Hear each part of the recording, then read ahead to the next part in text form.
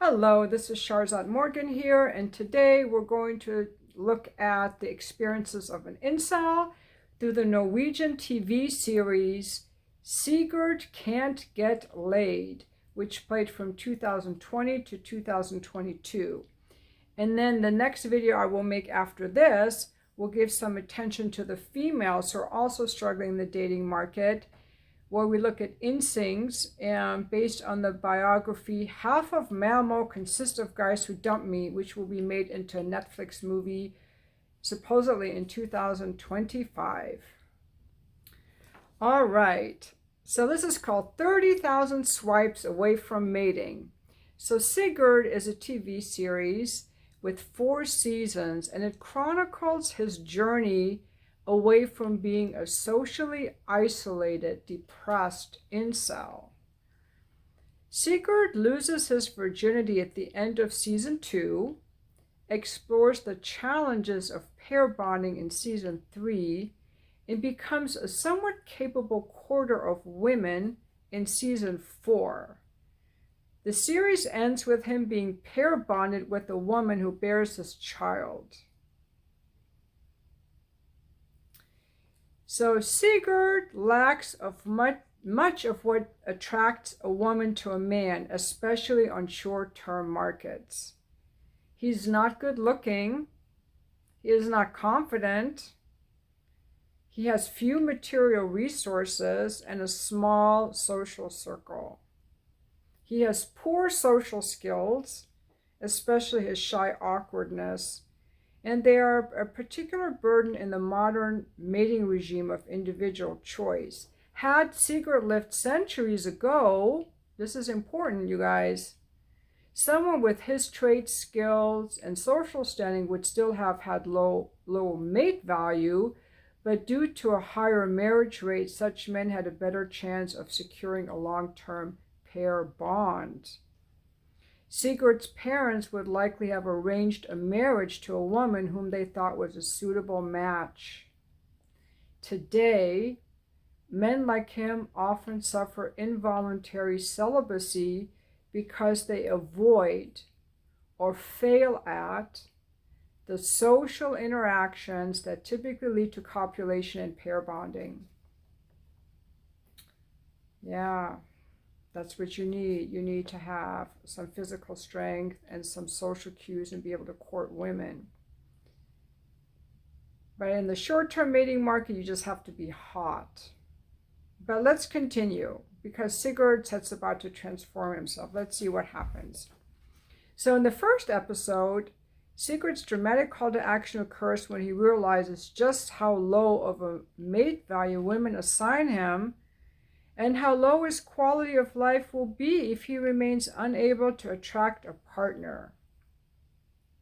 So he has a job as a mobile phone repairer, and he misinterprets a female customer's social niceties. She's just being nice to him. He thinks she's interested in him because, unlike women, men commonly overperceive signals of interest. When Sigurd suggests that he could return the phone to her in a bar where they can drink a beer, she angrily reports him to his colleague. That someone with such minuscule mate value would consider her a potential mate seems to make graver the affront. I actually agree with that. If low-value men think I'm available, I'm pissed off. Sigurd's female colleague salvages the situation. When he asks her how she pulled that off, the colleague admits, I told the woman that you were retarded. Crestfallen, Sigurd concludes that him expressing romantic interest to a woman would only be acceptable if he suffered intellectual disability. This scene is meant to convey how women are incentivized to reject low-value men in a manner that imposes pain on them in order to encourage more adaptive behavior. The woman's seemingly cool rejection ends up having this effect on Sigurd. He realizes that his current self appears erotically and romantically worthless to the vast majority of women. So what does Sigurd do? He does all the right things. He embarks on a journey of transformation to increase his mate value. The series creators emphasize how extraordinarily challenging this can be.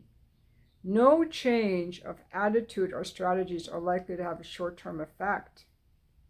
Sigurd fears that he's headed for a life without intimacy or even friendships with women. Like with many incels, his focus on sex is mostly because sexual activity is the first step toward pair bonding in the West. And especially in Scandinavia, the short-term market is the entry point to the long-term one. A man who cannot get laid is unlikely to ever get the chance to demonstrate his boyfriend qualities.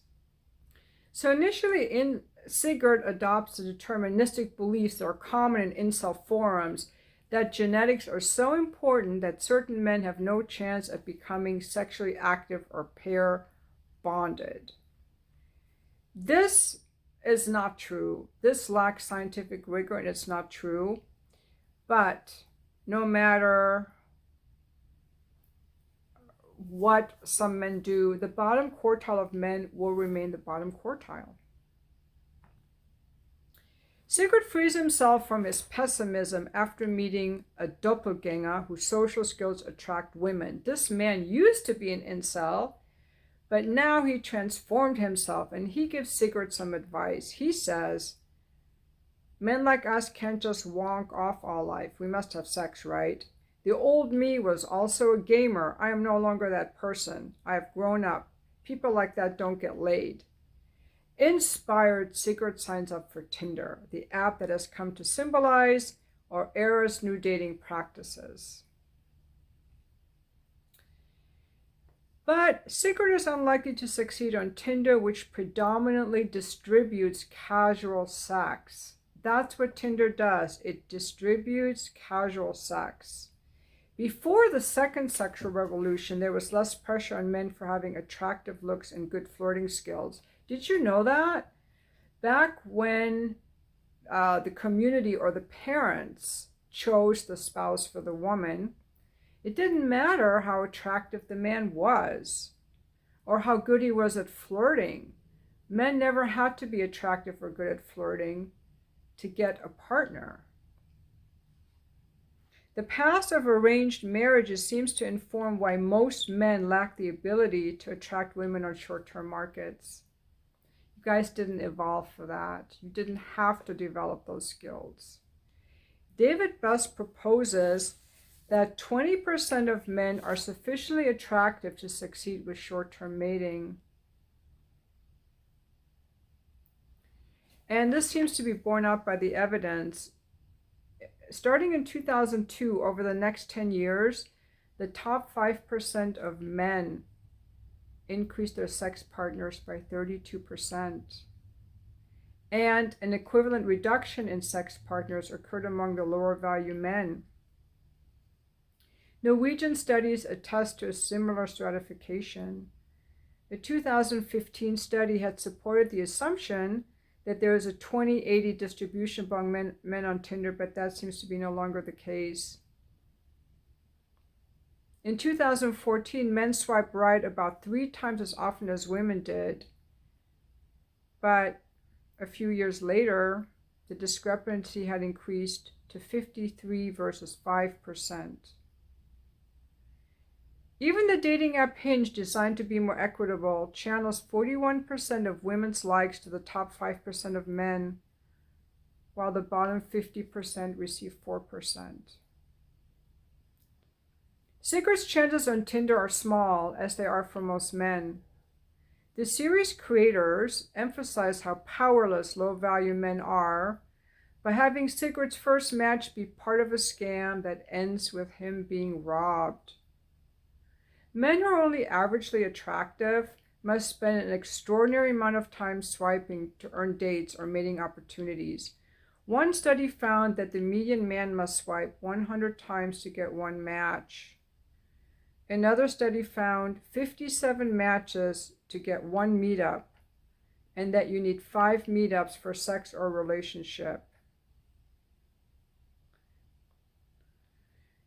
The data suggests that the median man must swipe through almost 30,000 female profiles to achieve short or long-term mating. So that tells us that for most men, Tinder is an ineffective arena. So get off Tinder.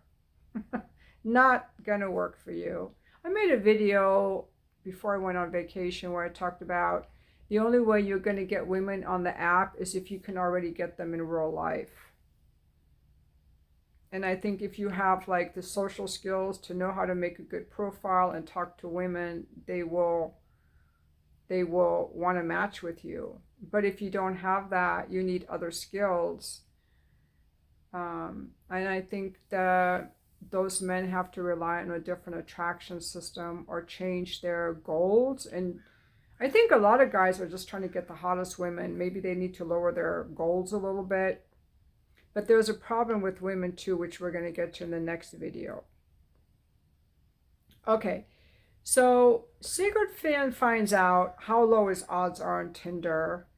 And at the end of season 1, he embraces his incel status. He's like, I'm just going to be an incel.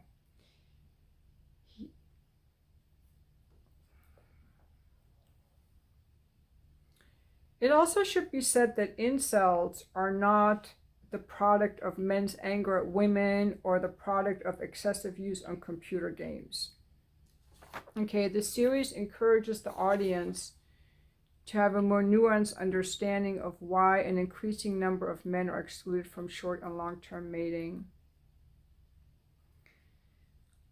Okay, so after working on his looks and social skills and suffering numerous failures, and he keeps trying, Sigurd gets to copulate for the first time after a date at the end of season 2.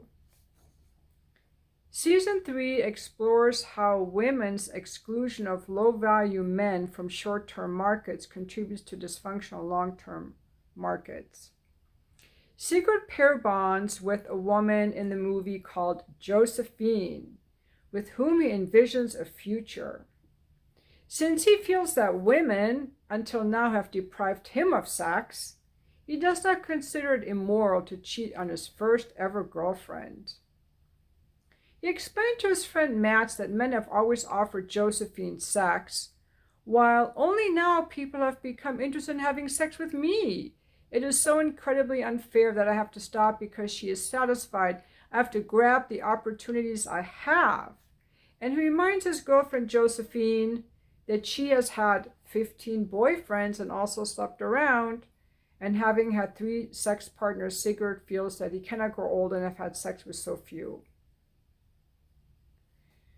Strong stratification between makes it so that probably most relationships will be like that of Sigurd and Josephine, in that the woman will be the most sexually experienced. Sorry, guys. Concerning men's sexual jealousy, their greater desire for partner variety, and how confluent love, which is like we want love that is satisfying emotionally and aids our self-development, it promotes casual sex as an important source of self-realization. So our era's mating stratification could contribute to greater friction within the relationship. So now Sigurd cheats on Josephine, and he admits to her that he cheated because he feels entitled. You know, he's just now finally getting what women have had all along, and she's had a lot more sex partners, and now it's his turn to get his. So he cheats on her and he tells her, and she is pissed off. She refuses to sympathize with his sexual marginalization, and he cares not that she has suffered a similar trauma as Amanda in Half of Malmo, which is the instinct story. That's the women who can get casual sex but not a relationship, who feel like men are just douchebags who just want to fuck them. He has no sympathy for her situation, and she has no sympathy for his situation.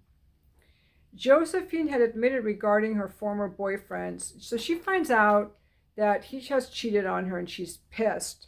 And she said, she had said about her former boyfriends, I find one asshole, we break up, and then I find a new asshole. And then she turns to Sigurd and says, are you an asshole?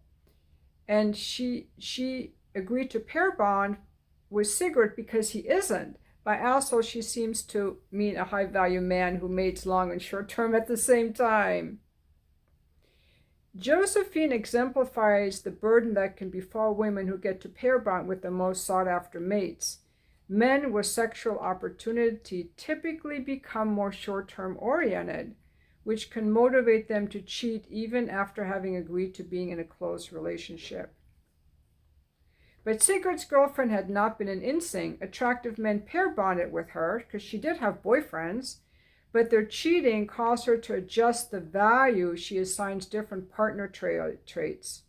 So she started upvaluing men who convincingly signal long-term commitment over men that are super hot but also want a lot of short-term flings. She makes this point when she throws Sigurd out of her life. So now he came to her, he said he cheated, she's pissed off, and she says, the whole point of view is that you don't do things like that. If I am to have a boyfriend who fucks others, he might as well be good looking. That is so honest, because she settled for Sigurd because he wasn't going to cheat. And that is not really a settling. I know that in the manosphere community, they talk about the beta box. That's not what this is. She actually loved Sigurd because he activated a different part of her attachment and love system in the pair bonding, that she could trust him and feel safe with him. And she was willing to give up the hotness of some guy who's just going to cheat on her to be with this really great guy who wasn't going to be an asshole. But now he's an asshole too, so she might as well have a good-looking asshole. You guys get the point? Sigurd ignores her admission. He doesn't relate to her at all because he still feels like a victim. And he goes, I'm so tired. Sigurd is like really like pissed off at her view on all this. I'm so damn tired of relating to a fucking whore. You fucked so much that it gets stuck in my throat. You have to listen to me. Since neither one of them is willing to listen to the other or sympathize with the other's mating challenges, their relationship ends. Sigurd must make a potentially life-defining decision. He desires to accumulate sexual experience with additional partners, but doubts whether he will be able to do so to an extent that justifies the effort. His friend Mats encourages him to mimic the behavior of men who are so attractive that they can have a relationship and also sleep around. So Peter Jonassen and David Buss, who are researchers, account for how such men adopt tactics that let them avoid burdensome entanglements that could hinder their short-term strategies. With access to new partners, high-value men can afford to keep relationships purely casual more than can those in lower mate value.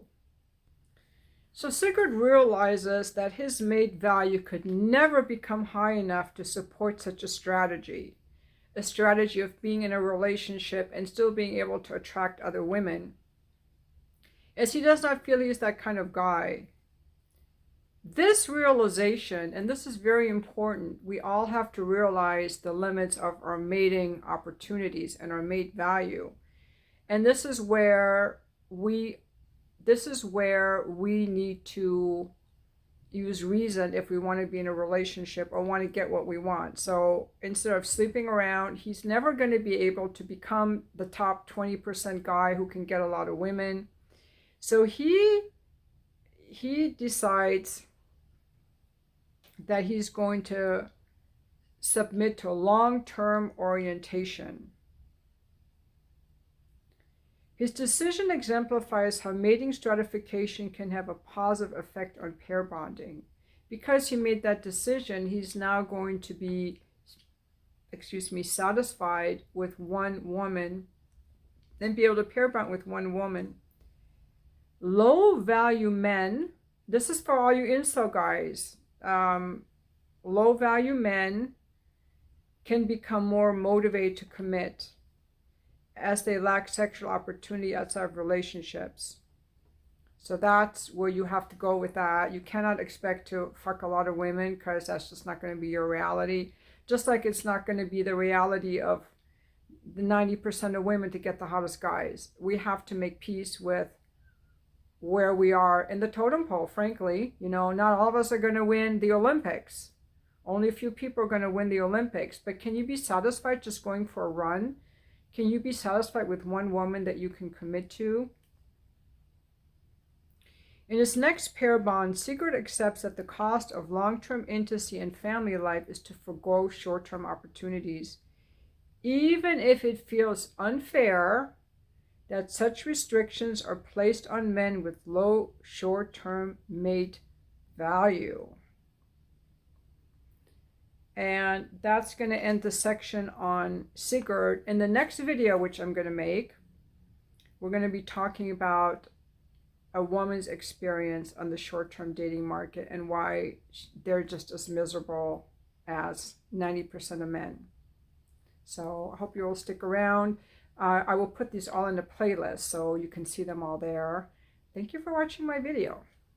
Oh, and I should say that this video was based on the book by Larsen, From Vikings to Tinder, which was published in September 2024. It's like $145 to $165 on Amazon, depending on the day. So I actually just printed it out. It's on ResearchGate, so you can print it out. And I'll see you in the next video. Thank you for watching.